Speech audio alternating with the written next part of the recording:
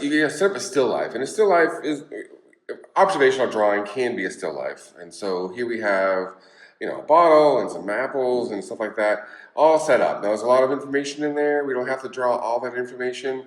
We just kind of want to look at an area and zoom in there and just do that part the most, right? So I spend my time working on that. And so I'm gonna, I have a pencil, just a regular pencil, 2B pencil. I have a regular sheet of paper here, and I'm just gonna start mapping things out really quickly. So what's the dominant shape I'm gonna start with? I'm gonna start with probably the gourd over there on the left-hand side. So let's get that in there. And I'm lightly sketching the gourd here. I'm not trying to, I'm not getting really close and up to the lead right here. I'm kind of just backing off the lead and holding the pencil loosely, sketching it in there.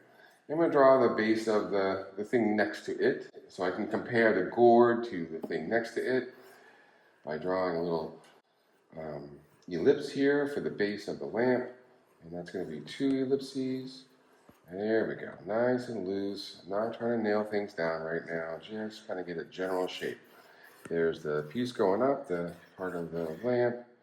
I have the gourd going over here, and I can worry about that shape later. All right, I got a bottle. Now the bottle is right about, see, I need to make an adjustment already. The bottle is right about here. There we go. Okay, so got some pretty good shapes, sizes, and relationships. I'm going to check, is the bottom of the glass the same height as my orange block, and I can use my pencil. Looks like I'm going to go ahead and make that a little smaller, kind of made it a little too tall there. I have a hint of an apple over here, but not going to fit today. So we're going to leave that off to the side over here. I'm still going to draw, I'm fortunate, I have a sheet of paper off to the side where I can, draw as if it was there, but it's really not there at all. Okay, not going to fit on there. All right, so now I'm going to stick here. I have to work on this last piece, which is, it comes in here off to the side. I don't even know what that shape is. It's something from the Still Life library. It's all I know, and I don't know. There's a light bulb right here, which it's right above the orange block, so I'm gonna go ahead and get that in there. So now I'm gonna hit some values. Okay, we're gonna hit values. So I've added some values, some basic overall value. I need to add some more. I need to add some more of the cloth, and I need to, we get where this bottle is and get some shadows in the background. All those things are gonna have to happen.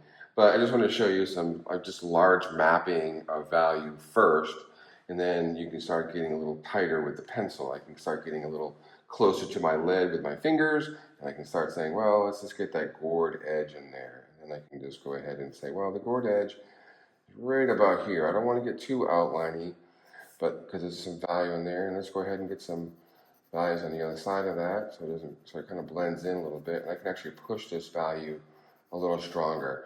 I can apply that kind of same skill, like right down here, let's say, and how the gourd comes around the little base of the lamp here, and there's a little part right there, and it gets really pretty dark in here. So I can start making that a little darker too, using this kind of cross contour line where I'm following the up and down of the base of the lamp, and you can see I have some cross contour lines inside of the gourd here to get its roundness inside of here. Anyways, I can start pushing the value range so that I can start matching what I see out there to what's happening in here.